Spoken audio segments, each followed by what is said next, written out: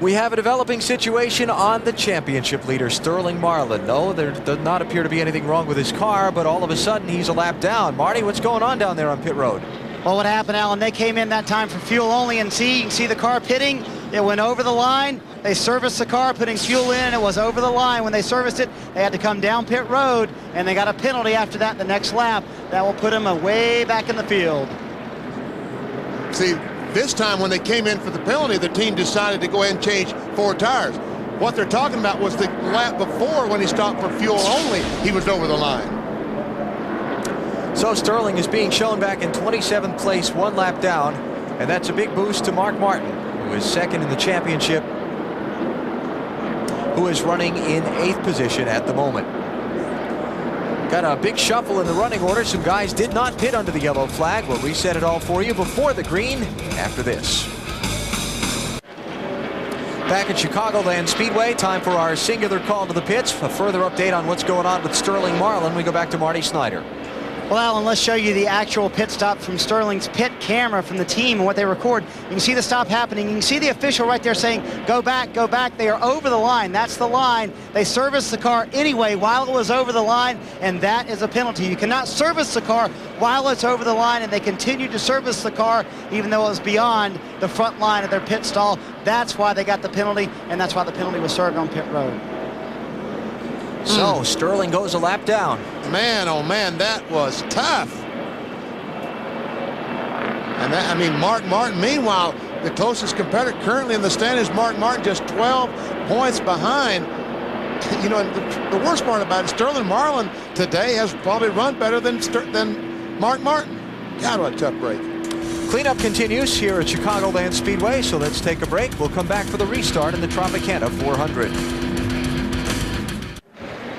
Chicagoland Speedway in the Tropicana 400 after 145 laps with Dale Earnhardt Jr. the leader as we remain under caution. 75,000 fans have seats here at the Tropicana 400, but they had to leave home early to get there. That means they missed the Discover Card countdown to green, and that means they missed all this.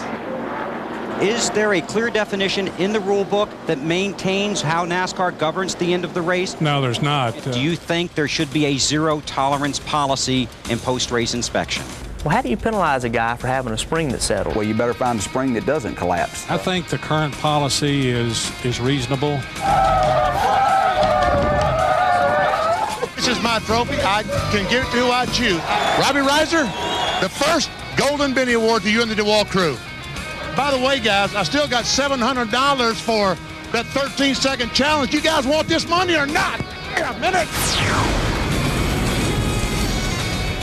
And we'll be back next week with the Discover Card countdown to green from the New Hampshire International Speedway at Loudon on TNT. Remember, if you miss the countdown to green, you start the race a lap down. And Benny, there was a lot of news going on this week and a lot of stuff happening on that show today. There really was, Bill. As a matter of fact, this week, the 48 car, Jimmy Johnson was fined. His crew chief, Chad Knaus, was fined $25,000. They were also fined 25 driver points and 25 owner points. The violation, they had a bolt mounted in the rear trailing arm in the wrong spot. This is the right trailing arm. They had moved this bolt forward that holds the front of the trailing arm 5/16 of an inch forward, trying to get some bow in this rear spring at Daytona. This is the trailing arm, hooks up here, goes back in the rear housing, sits on top of it.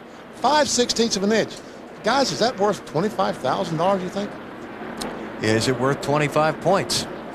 Is the question, but obviously the thought on NASCAR's part, in my conversation with Jim Hunter, NASCAR's Vice President of Communications earlier this weekend, was that was an innovation, we'll call it, that Chad Knaus did that was purely designed to enhance the performance of their car at Daytona. It was a pre-race violation. They found it before the race. And so they felt that that was worth the deterrent of throwing the points in there. Napa Field summary. A lot of lead changes because we've had a lot of green flag pit stops in the race. That's helped bump that number up. 3 caution flags.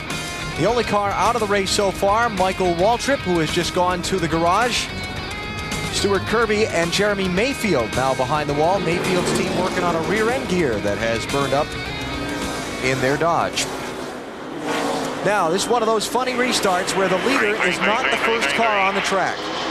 The front row cars you see there, Bob Labonte and Dave Blaney, plus the black car there, Kyle Petty, the 45, the black and red car, they are on the tail end of the lead lap. The leader is Dale Earnhardt Jr., red car outside lane. Those three drivers chose not to pit under this caution. They stayed out behind the pace car when everybody else came in and cycled them around to being basically a mile and a half behind leader Dale Earnhardt Jr. And the car that just got back on the lead lap looked like Ricky Rudd was the third car on the screen right there. Yep. So the key moment for all these guys in the race is right now. Those guys in front of Earnhardt Jr., they've got to stay out in front of him and hope a caution comes out quick. And here comes Junior on the inside of Kyle Petty, trying to put that sprint dodge a lap down. Looks like he's going to do it. And Ryan Newman, pole sitter. Looks like he has his car adjusted back running well. Now more information on Junior, because Dale Jr., Ryan Newman, Elliott Sadler, and Matt Kenseth did not pit under that caution. That's why they assumed the lead. And Tony Stewart is back in 8th spot right now. And there we see Tony trying to get by Rusty Wallace. And there's a 25 car, Joe Nemechek, has his car back running and running well, but a lap down because of running out of fuel, having to coast almost all the way around the racetrack. So we got this all straight. We got guys on the tail end of the lead lap, guys that didn't pit, other guys that pitted. A strategy gem unfolding today. I understand it perfectly. There you go. That means I've been here way too long. Bobby Labonte's been overtaken by the leader Dale Jr., so he's been put back a lap down. You watch Tony Stewart, who's dominated the middle miles of this race, caught back in traffic.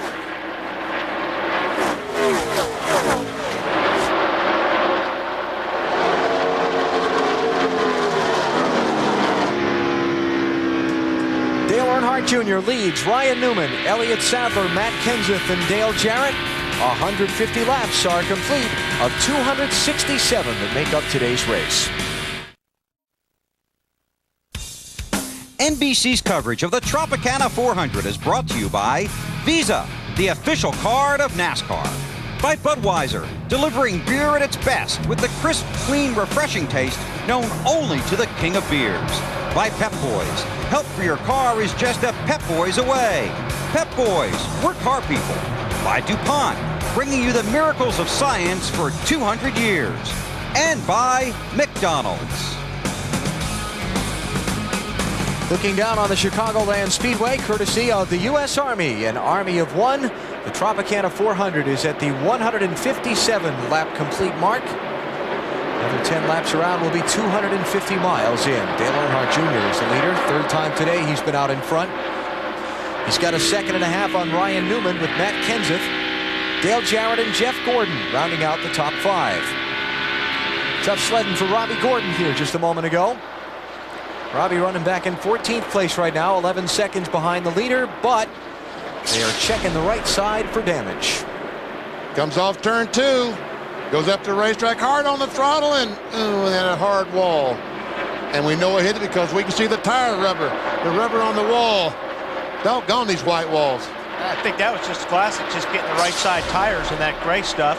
Lost grip. You're drifting up the racetrack anyway. Once you hit those marbles, the only thing that can stop you is the wall.